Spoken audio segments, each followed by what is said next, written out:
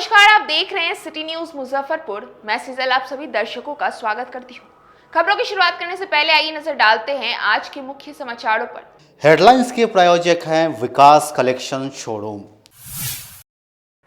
श्राद्ध क्रम में पहुंचे पूर्व डिप्टी सीएम ने राजद सुप्रीमो लालू प्रसाद यादव पर साधा निशाना।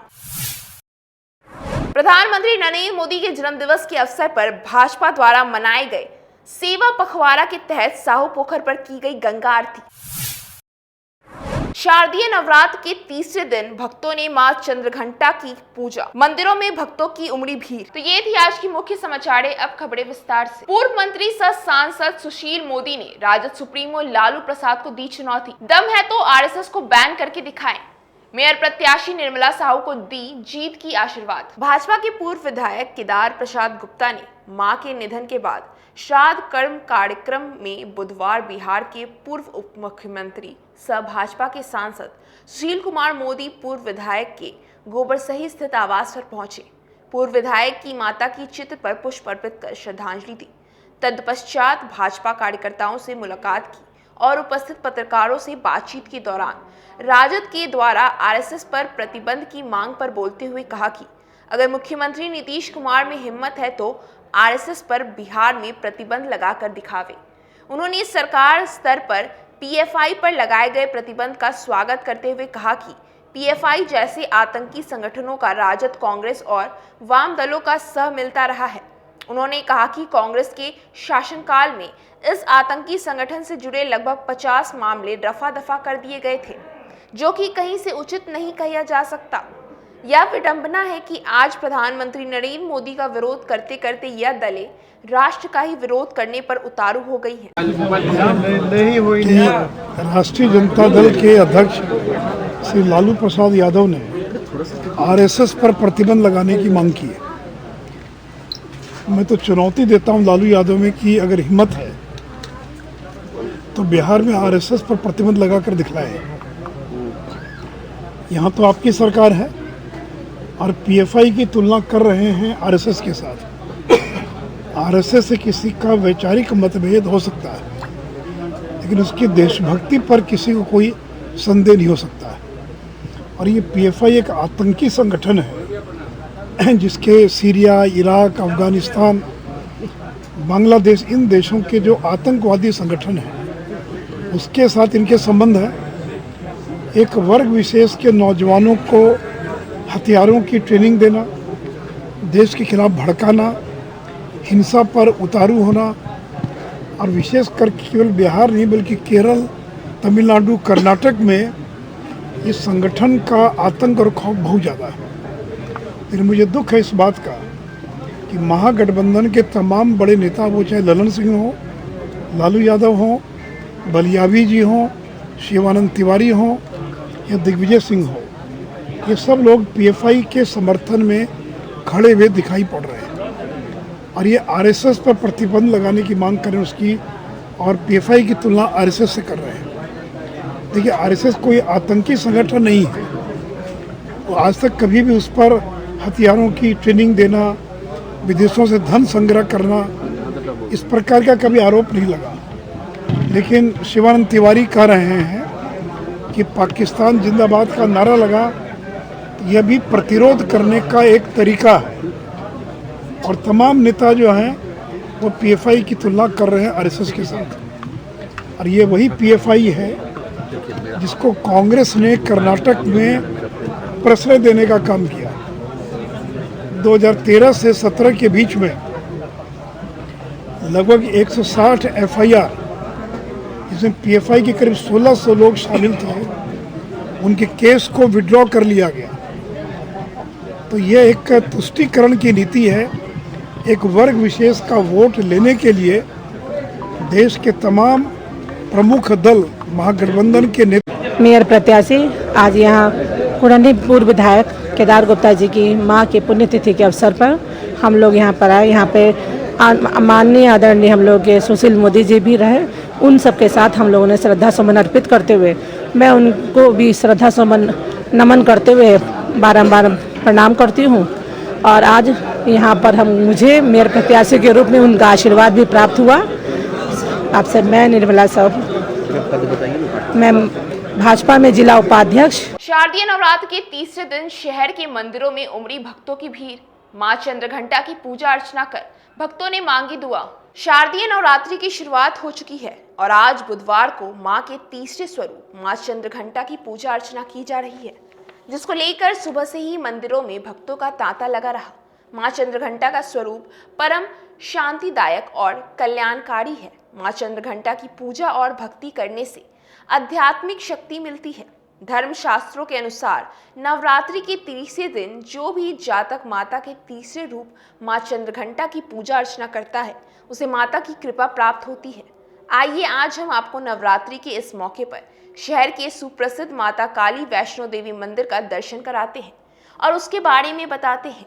शहर के कालीबाड़ी में स्थित एक लौता पहाड़ी नुमा मंदिर में मां दक्षिणेश्वर काली की अति प्राचीन प्रतिमा है। इस मंदिर की स्थापना 1890 में हुई थी।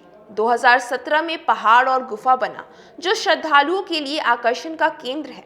मंदिर के पुजारी सिद्धार्थ ने बताया कि शहर के 101 श्रद्धालुओं ने मां वैष्णो देवी मंदिर कटरा से ज्योत लाई थी, जो आज भी प्रज्वलित है। माता के पिंड का दर्शन करना सौभाग्य माना जाता है। देखिए, इस मंदिर को यहाँ नीचे काली मंदिर हुआ करती है। इस मंदिर में काफ़ी समय से लोग चाह रहे थे कि वैष्णो देवी का भी ये हो, तो फिर अमर पांडे जी के जो पिता थे स्वर्गीय रघुनाथ पांडे जी, उनके द्वारा लोगों ने यहाँ पे इनका निर्माण करने का ये किया। फिर उसका निर्माण हुआ तो लगभग 4-5 साल से मंदिर चालू हुई। वहाँ ज्योत लगा, वहीं से ज्योत जला करके लाया गया था। और एक ज्योत यहाँ भी है सामने माँ का, जो वहाँ के मंदिर का है। जम्मू कश्मीर जो कटरा में जो माँ वैष्णो देवी का मंदिर है, वहाँ से ज्योत लाया गया है और उसी को यहाँ जगाया जा रहा है। और आज दशहरा का तीसरा पूजा है, इसमें माँ वैष्णो देवी की भी पूजा की जा रही है और हमारे शहर में लोग अच्छे से धूमधाम से कर रहे हैं। भक्त लोग क्या मान्यता है माता का? क्या आप तो दयालु है, कृपालु है। हमने यही देखा है कि यहाँ जितने भी भक्त आते हैं अपनी मुरादें पूरी करके जाते हैं। मतलब हमको तो विश्वास नहीं होता है कि 1-2 दिन में माँ पूरा कर दे रही है। इवन कि मैं खुद की बात बता रहा हूँ कि मैंने जो इच्छा रखा वो 2 दिन में पूरा कर दी, तीसरा दिन नहीं हुआ। और ऐसी इच्छा थी जो हमें नहीं लगता था कि इस जन्म में पूरी होगी। तो अजीब है, मतलब इनकी महिमा का कोई बखान में नहीं कर सकता। और यहाँ भक्त जो आते हैं उनमें थोड़ी कमी मैंने पाया। जैसे भक्त आते हैं तो वैष्णो देवी का प्रसाद खरीदे, बेचने वाले भी वैष्णो देवी का प्रसाद बेचते हैं। वो भक्त क्या करते हैं कि अपने जो डाला लेके चले, यहाँ आते आते उनका प्रसाद खत्म हो जाता है।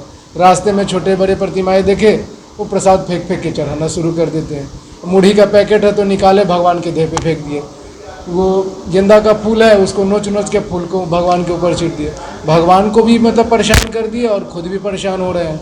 किस प्रथा से पूजा होना चाहिए जो यहाँ तक पहुँचे भक्त लोग का? देखिए, सबसे बड़ी बात है, आपको हमें हर किसी को पता है कि ईश्वर का मंदिर में जाते हैं तो दर्शन मात्र से कल्याण होता है। तो हमें दर्शन करना चाहिए। जो विशेष स्थान है, मुख्य स्थान है, हमें प्रसाद वहाँ का लेते वहाँ चढ़ाना चाहिए। अगर मुख्य स्थान तक हम पहुँचे नहीं, बीच रास्ते में ही डाल दिए तो क्या फ़ायदा हुआ? उन तक तो पहुँचा नहीं। और जहाँ भी आप जा रहे हैं, रास्ते में अगर पट बंद है, मतलब आगे से गेट लगी हुई है, तो आप चौखट पे डाल देते हो। आप खुद बताओ, हमारे पास इतने सारे प्रसाद हैं, मैं उसको उठा के ज़मीन पे डाल दूँ, आप खा लो, आप खाओगे? सारे लोग कहते नहीं, मैं नहीं खाऊंगा। जब आप मानव होकर के ज़मीन से उठा के नहीं खा सकते और सारे मानव यहाँ आते हैं, माँ को इतनी ऊपर स्थान दिए हुए और ज़मीन पर उनके लिए प्रसाद डाल देते हैं कि माँ उतर के खा लेंगी। तो ये तो श्रद्धा है, लेकिन ऐसी कौन सी श्रद्धा है कि ज़मीन में भगवान को खिला रहे हैं? घर में वही भोग लगाते हैं तो चांदी की थाली में, पीतल की थाली में, स्टील की थाली में, अलग अलग तरह के बर्तनों में भोग लगाते हैं और मंदिर में आते ही अपना डाला में से निकाल के ज़मीन पे डाल देते हैं। भगवान मंदिर में छोटे हो गए और उनके घर में बड़े हो गए, तो सोचने की बात। स्वास्थ्य विभाग ने जिले के लोगों को दी सौगात। कांटी और मोतीपुर के स्वास्थ्य केंद्र को मॉडल अस्पताल के रूप में किया जाएगा विकसित। जिले के 2 प्राथमिक स्वास्थ्य केंद्र को मॉडल अस्पताल का दर्जा दिया जाएगा। कायाकल्प योजना के तहत इसका चयन किया गया है। इन अस्पतालों में मानक के अनुरूप इलाज की सुविधा मिलेगी। सिविल सर्जन डॉक्टर यूशी शर्मा ने बताया कि कांटी व मोतीपुर दोनों पीएचसी को मॉडल अस्पताल बनाने की प्रक्रिया चल रही है। 2 माह के अंदर इसे मॉडल अस्पताल के रूप में तैयार करने का लक्ष्य है। इसके बाद इसकी गुणवत्ता परखने के लिए राज्य और केंद्र टीम को सूचना दी जाएगी। टीम वहां से आकर अगर निरीक्षण करेगी, टीम बेहतर रैंकिंग देगी तो प्रमाण पत्र के साथ ही 15 लाख प्रोत्साहन राशि मिलेगी, जो मानक तय है। उसमें मुख्य रूप से स्वच्छता, बायोमेडिकल वेस्ट मैनेजमेंट, संक्रमण मुक्त अस्पताल, मरीजों के साथ स्वास्थ्य कर्मियों का उत्तम व्यवहार शामिल है। में डेवलप किया जा रहा है, उसमें सुविधाएं जो पहले से मिल रही थी वो तो रहेंगी ही, लेकिन और बेहतर ढंग से रहेंगी। और वहाँ पर ब्लड का स्टोरेज का उपाय हो रहा है, BSU जिसको बोलते हैं वो रहेगा। और 24 आवर सेवा तो सब जगह है, वहाँ भी रहेगा, लेकिन बेहतर ढंग से होगा। और क्या इसमें अपडेट रहेगा मॉडल अस्पताल में? क्या सुविधा होगी? मॉडल अस्पताल में सुविधाएं PSC लेवल का जो CSC लेवल का होता है वो तो सुविधाएं रहेंगी ही, लेकिन और बेहतर ढंग से रहेंगी। वहाँ रहेगा कि और जो भी स्टाफ का पोजीशन होगा उसको प्रायोरिटी बेसिस पर और कहीं से भी लेकर के उसको कोशिश किया जाएगा कि पूरा रहे, सेवा ठीक ठाक से मिले। 30 सितंबर को होने वाले BPSC परीक्षा को लेकर जिला प्रशासन ने की बैठक। शिक्षा विभाग के कर्मियों को शांतिपूर्ण परीक्षा करने का दिया निर्देश। आगामी 30 सितंबर को आयोजित होने वाली BPSC परीक्षा को शांतिपूर्ण संपन्न कराने को लेकर मंगलवार को DRCC भवन के सभागार में जिलाधिकारी और SSP ने संयुक्त रूप से परीक्षा कार्य से जुड़े सभी अधिकारी, मजिस्ट्रेट और केंद्राधीक्षक के साथ बैठक की। बैठक में परीक्षा की तैयारी की समीक्षा की गई। आपको बता दें कि BPSC की परीक्षा अपराह्न 12 बजे से 2 बजे तक आयोजित होगी, जिसके लेकर जिले में 59 परीक्षा केंद्र बनाए गए हैं, जहां लगभग 30,000 से ज़्यादा परीक्षार्थी परीक्षा में भाग लेंगे। SSP जयंतकांत ने बताया कि उपद्रवी तत्वों द्वारा शांति भंग करने की आशंका को देखते हुए परीक्षा केंद्रों के आसपास धारा 144 लागू रहेगा। जिलाधिकारी प्रणव कुमार ने बताया कि किसी प्रकार के इलेक्ट्रॉनिक आइटम का उपयोग परीक्षार्थियों, वीक्षकों और परीक्षा कार्य से जुड़े कर्मियों के लिए पूरी तरह वर्जित रहेगा। केंद्राधीक्षक को केवल कीपैड मोबाइल की अनुमति रहेगी। परीक्षा केंद्र के 500 गज की दूरी के अंदर स्थित सभी फोटोस्टेट की दुकान परीक्षा की तिथि को पूरी तरह बंद रहेगा। शांतिपूर्ण परीक्षा संपन्न कराने के लिए जिला प्रशासन कृत संकल्प है। कुल जिले में 59 सेंटर बनाए गए हैं और 30,000 से भी ज़्यादा परीक्षार्थियों की व्यवस्था यहाँ की जा रही है। इसको लेकर के बड़ी संख्या में जोनल मजिस्ट्रेट, स्टैटिक मजिस्ट्रेट और डिफरेंट तरीके के मजिस्ट्रेट्स हम लोग तैनात कर रहे हैं। और उसी को लेकर के आज सभी केंद्राधीक्षकों, सभी स्टैटिक मजिस्ट्रेट, सभी जोनल मजिस्ट्रेट और उनके साथ संबंधित पुलिस पदाधिकारियों की मैंने और SSP साहब ने और इस परीक्षा से जुड़े तमाम पदाधिकारियों ने ज्वाइंट ब्रीफिंग की है। और केंद्राधीक्षकों को काफ़ी ट्रांसपेरेंसी के साथ और जो BPSC का गाइडलाइंस है उसके हिसाब से कार्य करने के लिए ताकीद किया गया है। और ये स्पष्ट निर्देश दिया गया है कि बिल्कुल ट्रांसपेरेंट वे में और पारदर्शिता के साथ और परीक्षा की शुचिता बनाते रखते हुए पूरी परीक्षा का संचालन कराएंगे। कहीं भी यदि किसी तरह की भी कमी पाई जाएगी तो संबंधित पर कठोर एक्शन लिया जाएगा।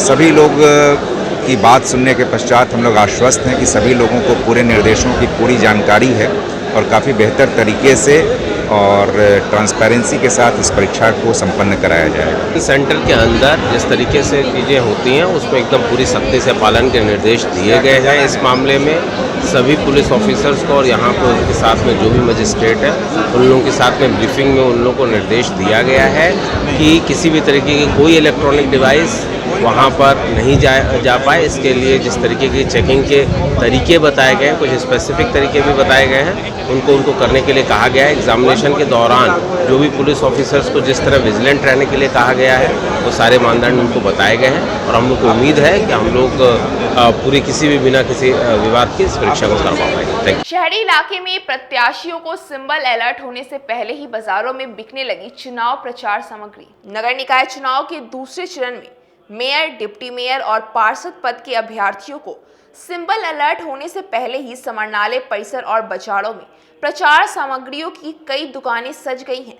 दूसरे राज्य से चुनाव प्रचार सामग्री बेचने आए व्यापारियों का मानना है कि अन्य चुनाव की अपेक्षा नगर निकाय के चुनाव में बिक्री बढ़िया रहेगी। वहीं इन दुकानों में हर तरह के चुनाव चिन्ह वाला ईवीएम मशीन, टोपी, गमछा, बैच, पट्टा सहित अन्य सामग्री सज चुकी है। वहीं इन दुकानों से कई ट्रैक्टर, टेम्पो तो कई वायुयान सिंबल खरीद रहे हैं। पहले चरण में जिन नगर निकायों में चुनाव होना है वहां के प्रत्याशियों को 25 सितंबर को सिंबल अलर्ट कर दिया गया है, जिसको लेकर प्रत्याशी अपने वोटरों को लुभाने के लिए तरह तरह के आकर्षक चुनाव चिन्ह प्रचार सामग्री का खरीदारी कर रहे हैं। इस बार नगर निकाय का चुनाव ईवीएम मशीन से होना है, जिसको लेकर ईवीएम मशीन डेमो की प्रत्याशी जमकर खरीदारी कर रहे हैं।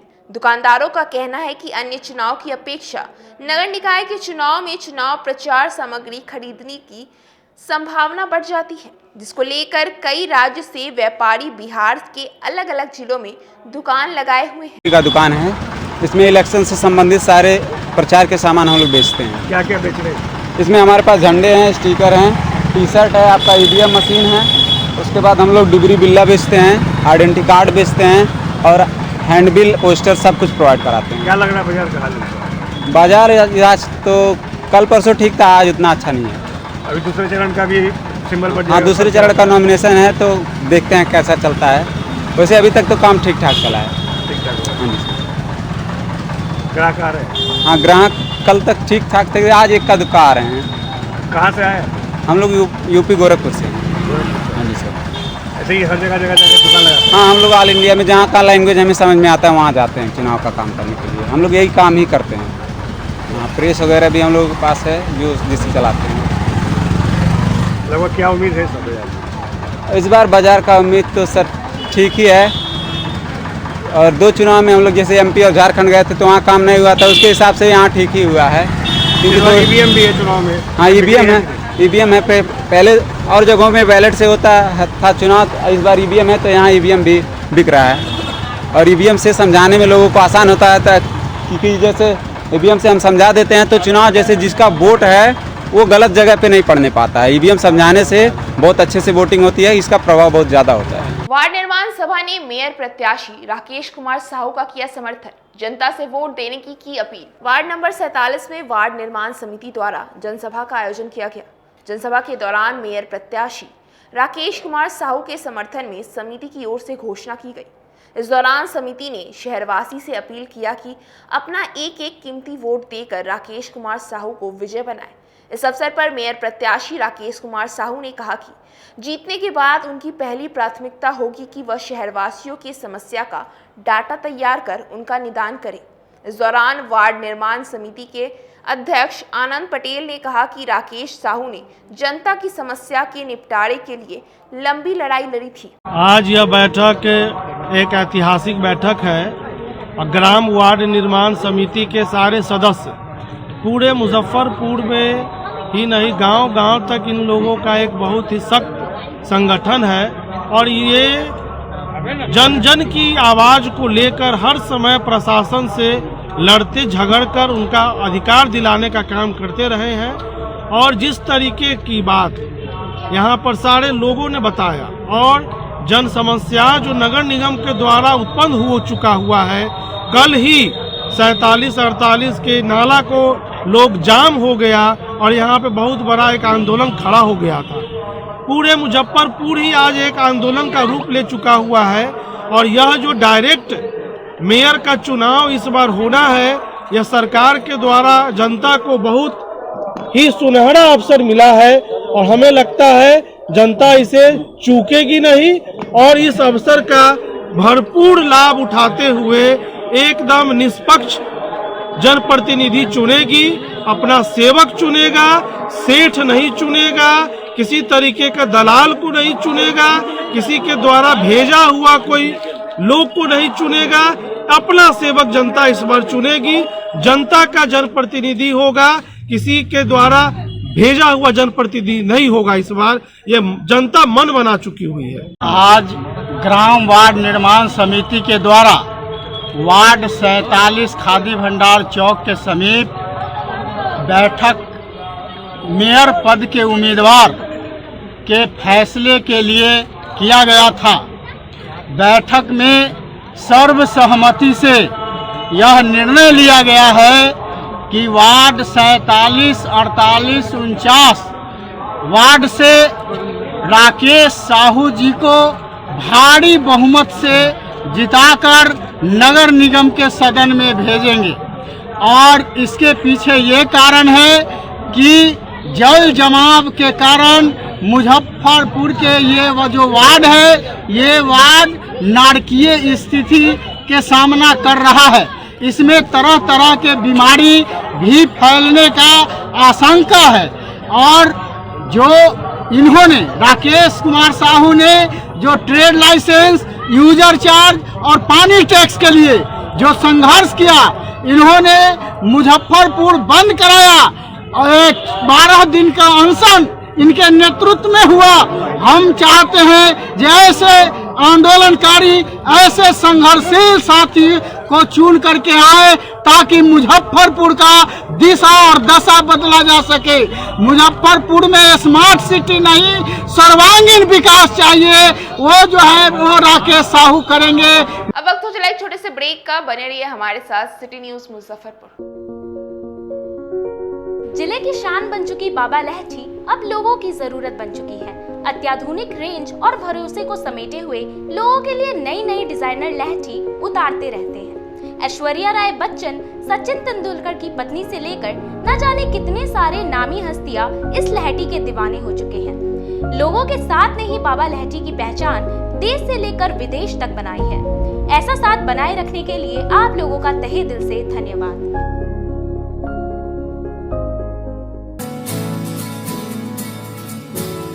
कहते हैं कि मंजिल उन्हीं को मिलती है जिनके सपनों में जान होती है। पंखों से कुछ नहीं होता, हौसलों से उड़ान होती है। तो अगर आप में भी है जज्बा कुछ कर दिखाने का, अगर आपके अंदर भी है एक जीनियस, अगर आप भी छूना चाहते हैं आसमान की ऊंचाइयों को, क्रैक करना चाहते हैं IIT JEE, AIIMS, NEET, NTSC, KVPY या फिर ओलंपियाड, तो आपके हौसलों को उड़ान देने के लिए है जीनियस क्लासेस। जी हाँ, सही सुना आपने, genius classes for IIT JEE, AIIMS, NEET, NTSC, KVPY, olympiad for 8th, 9th, 10th, 11th, 12th and target. अपने बेहतरीन सक्सेस रिकॉर्ड के साथ सफलता की नई ऊंचाइयां गढ़ रहा है जीनियस क्लासेस। तो my dear students, 8th, 9th, 10th, 11th, 12th and target के लिए नए बैचेस शुरू होने वाले हैं जीनियस क्लासेस में, जहां है separate hostel for boys and girls. जल्दी से पता नोट करें, genius classes, study centre, Pankaj market, Saraiyaganj, Muzaffarpur. अधिक जानकारी के लिए कॉल करें 7635091378 या फिर 7635091387 या फिर आप कॉल कर सकते हैं 7635091396 या 9006911690 पर या फिर 9128482268। Genius Classes. For more information, visit our website www.geniusclasses.in or email us on info@geniusclasses.in. Registrations are open and new batches are starting soon. Rush to Genius Classes, Study Center, Pankaj Market, Saraiyaganj, Muzaffarpur. अपने सपनों के आशिया को दे एक नई पहचान माँ Bhavani decor private limited के साथ, जो है ऑथराइज्ड डिस्ट्रीब्यूटर ऑफ कजारिया। देश की मिट्टी से बनी टाइल से देश को बनाते हैं। और जहां मिलती है सभी प्रकार के Indian and imported granite, marble, sanitary एवं कोटा स्टोन का अनोखा एवं आकर्षक संग्रह। माँ भवानी डेकोर प्राइवेट लिमिटेड मतलब a complete floor solutions. New 0 mile Dadar road, Muzaffarpur. Call 9934753111। आपका भरपूर प्यार और साथ मिलने के कारण ग्राहकों की सुविधा को देखते हुए नीलकमल का फैक्ट्री आउटलेट का दूसरा ब्रांच अखाड़ा घाट रोड KFC के सामने खुल गया है, जिसमें ग्राहकों को सभी प्रोडक्ट पर विशेष छूट दी जा रही है। वहीं नीलकमल का पहला branch Mithanpura Narayanpur road Vaishali management के सामने है, जो कि लगातार ग्राहकों की सेवा करता आ रहा है। उत्तर बिहार का पहला एक्सक्लूसिव शोरूम है, जहां ऑफिस फर्नीचर और होम फर्नीचर की सभी रेंज उपलब्ध है। तो एक बार सेवा करने का मौका जरूर दें। पहला ब्रांच मिठनपुरा नारायणपुर रोड और दूसरा ब्रांच अखाड़ा घाट रोड।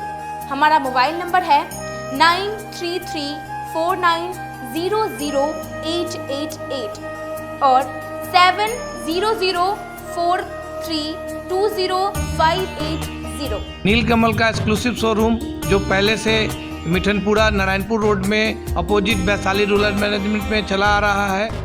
वहाँ पे हमें आप लोगों का बहुत सारा प्यार मिला और इसीलिए हम लोगों ने अपना दूसरा ब्रांच सार्थक सेल्स एंड मार्केटिंग के जॉइंट वेंचर से अखाड़ा घाट रोड में KFC के सामने कृष्णा टॉकीज के बगल में सुविधा कॉम्प्लेक्स में हम लोगों ने खोला है, जो कि कंपनी का फैक्ट्री आउटलेट है, जहां नीलकमल के विस्तृत रेंज आपको 40% तक के डिस्काउंट पे मिलेंगे और मैट्रेस का भी एक विस्तृत रेंज है।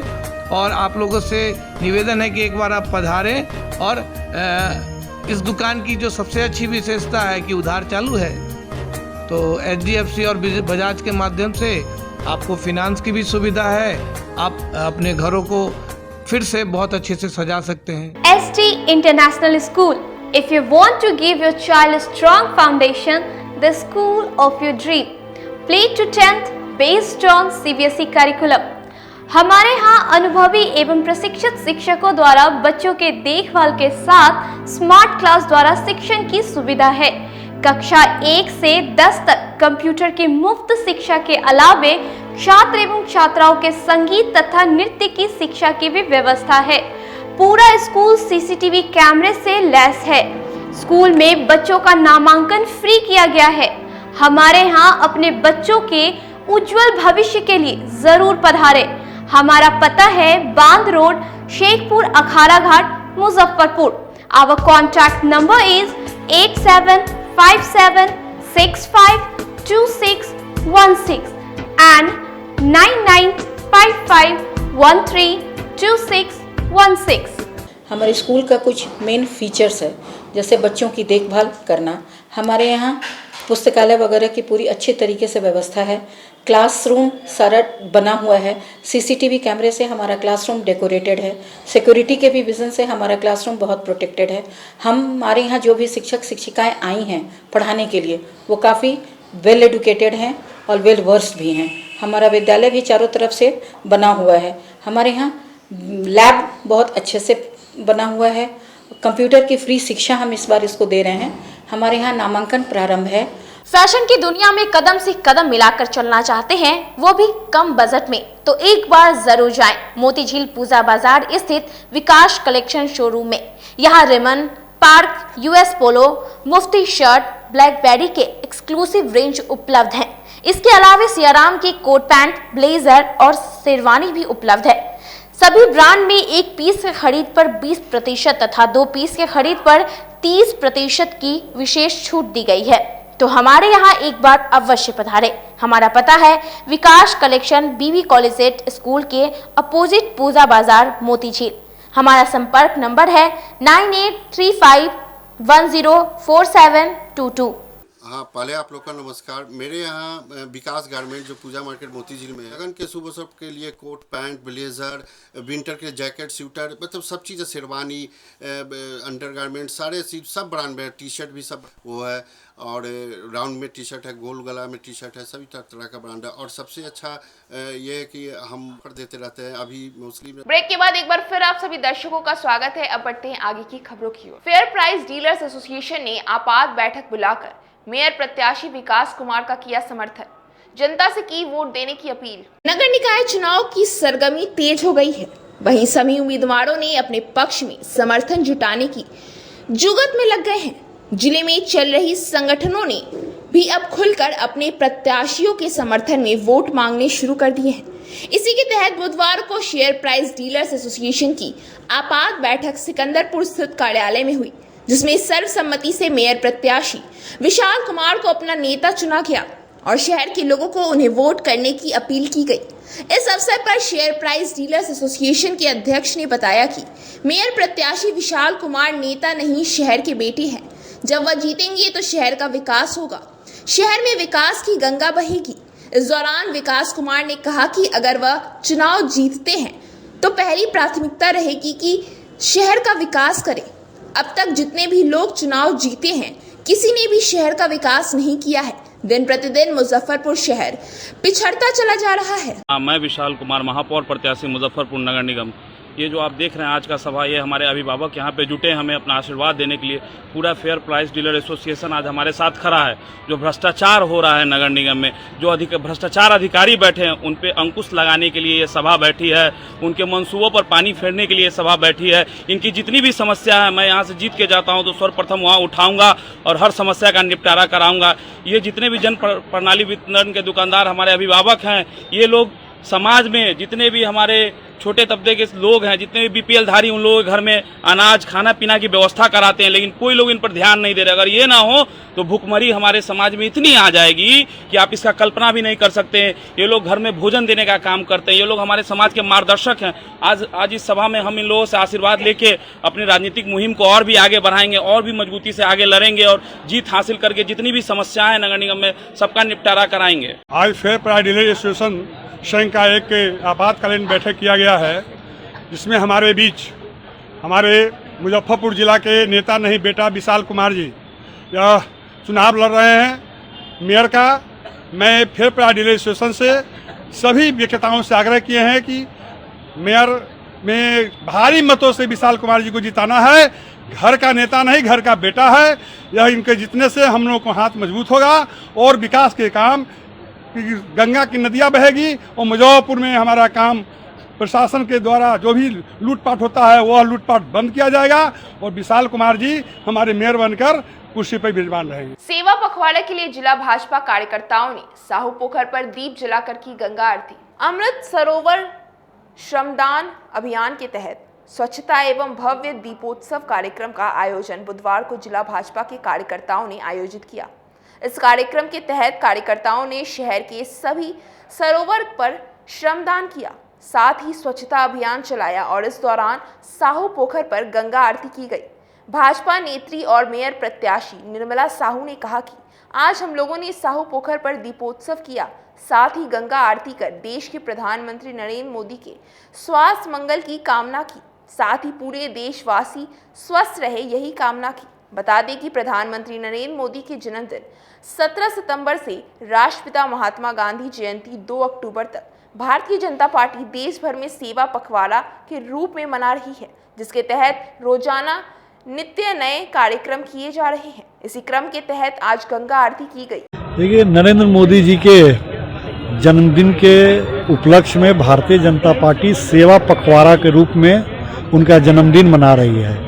इसमें हम लोग 17 तारीख से निरंतर कोई न कोई कार्यक्रम कर रहे हैं। उसके अंतर्गत आज जितने भी सरोवर हैं उस सरोवर के पर हम लोगों ने श्रमदान किया और उसके बाद स्वच्छता का अभियान चला करके और उसके बाद इसको दीपोत्सव का एक त्यौहार के रूप में इस सरोवर पर एक दीपोत्सव का त्यौहार मनाने के साथ साथ हम लोगों ने आरती करने का कार्यक्रम किया, ताकि गंगा जी से नरेंद्र मोदी जी के लिए हम लोग आशीर्वाद मांग रहे हैं कि हमारे देश के प्रधानमंत्री यशस्वी हों, दीर्घायु हों, स्वस्थ रहें, ताकि इसी तरह देश की सेवा करते रहें और उनके कुशल नेतृत्व में देश विश्व गुरु के रूप में भारत उभरे। और इसी कामना के लिए हम लोग आज सारे भारतीय जनता पार्टी के कार्यकर्ता, हम लोग के अभिभावक, साथीगण सभी लोग यहाँ पर इस आरती कार्यक्रम में सम्मिलित हुए हैं। ये कार्यक्रम आगे 2 अक्टूबर तक चलेगी, प्रतिदिन चल रही है और 2 अक्टूबर को इसका गांधी जी के जयंती और लाल बहादुर शास्त्री की जयंती पर इसका समारोह होगा। जी, मैं निर्मला साहू, मेयर प्रत्याशी। हमारे देश के आदरणीय प्रधानमंत्री नरेंद्र मोदी जी के जन्मोत्सव के अवसर पर 17 सितंबर से 2 अक्टूबर तक, जो कि हर जगह पर स्वच्छता और मंदिर पर दीपोत्सव का कार्यक्रम किया जा रहा है। आज हम लोगों ने साहू पोखर पर यहाँ पर दीपोत्सव करके गंगा आरती करते हुए नरेंद्र मोदी जी की लंबी आयु के लिए हम सभी ने मिलकर उनके लिए कामना की। यहाँ पर दीपोत्सव का कार्यक्रम किया। हम पूरे देशवासियों में स्वच्छ और सब स्वस्थ रहें, यही कामना के साथ नरेंद्र मोदी जी का जन्मदिन हम लोग पूरे देश में पूरा हर्षोल्लास के साथ मनाया जा रहा है। आज साहू पोखर यहाँ पे स्वच्छ सफाई करते हुए हम लोगों ने गंगा आरती की। शहीद आदम सरदार भगत सिंह की 115वीं जयंती पर वीजी बॉयज ग्रुप ने निकाला इंकलाब रैली। देश की आज़ादी में अहम भूमिका निभाने वाले महान क्रांतिकारी शहीद आजम सरदार भगत सिंह की 115वीं जयंती बुधवार को पूरे देश में धूमधाम से मनाई गई। इसी कड़ी में बैरिया से वीजी बॉयज ग्रुप के द्वारा इनर क्लब रैली निकाली गई, जो शहर के विभिन्न मार्गों से होते हुए 0 माइल चौक पर संपन्न हुई। इनर क्लब रैली में देश की आज़ादी में भगत सिंह की योगदान की झांकियां प्रस्तुत की गई।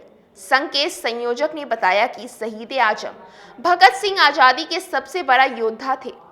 उनके विचारों को आम जन तक पहुंचाने के लिए यह जुलूस निकाला गया है। भगत सिंह का आज जन्मदिन है और वो 27 साल की उम्र में ही वीरगति को प्राप्त हुए थे। हमारे देश रत्न है, हमारे आइडियल है। उनका जन्मदिन है और पूरे शहर में आज उनकी झांकी घुमाया जा रहा है। मुजफ्फरपुर शहर में गली गली हर जगह से लोग आए हैं और हमारे जवान को हिम्मत बढ़ाने के लिए ऐसे ऐसे जगह से लोग आए हैं जो कि जुलूस को उस लायक बनाए, झांकी को मजबूत बनाए। और पूरे शहर में अभी घूमना है हम लोग। कहाँ से कहाँ तक निकलेगा ये रैली? अभी हम लोग बैरिया से शुरू किए हैं। बैरिया होते हुए एलएस कॉलेज होते हुए पानी टंकी जेल चौक होते हुए फिर जाना है गोलंबर। क्या संदेश दीजिएगा रैली के माध्यम से?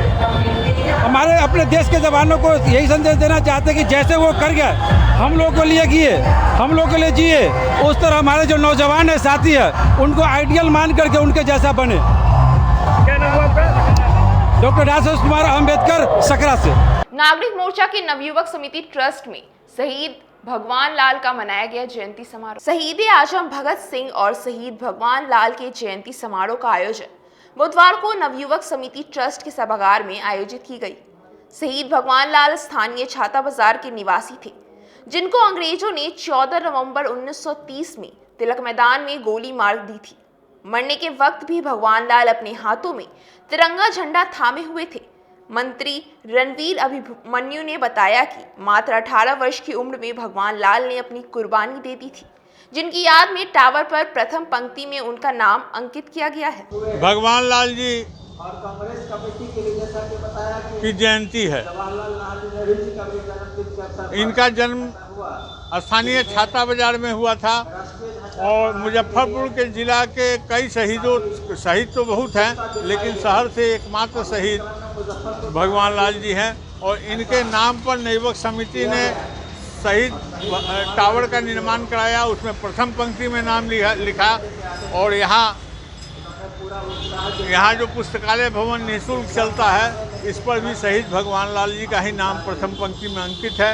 इन्होंने 14 नवंबर 1930 को यहाँ तिलक मैदान में अंग्रेज सरकार की गोली को खा करके तिरंगा थामे हुए अपना जीवन का बलिदान दिया था। आज उनकी जयंती है। संजोग देखिए कि आज शहीद कायद-ए-आज़म भगत सिंह की भी जयंती है और इनकी भी जयंती, इनका भी जन्म इसी तिथि को हुआ था और मात्र 18 वर्ष की उम्र में इन्होंने अपने जीवन का बलिदान किया। आज की खबरों का सिलसिला यही होता है समाप्त। मुझे और मेरी न्यूज़ टीम को दीजिए इजाज़त। नमस्कार।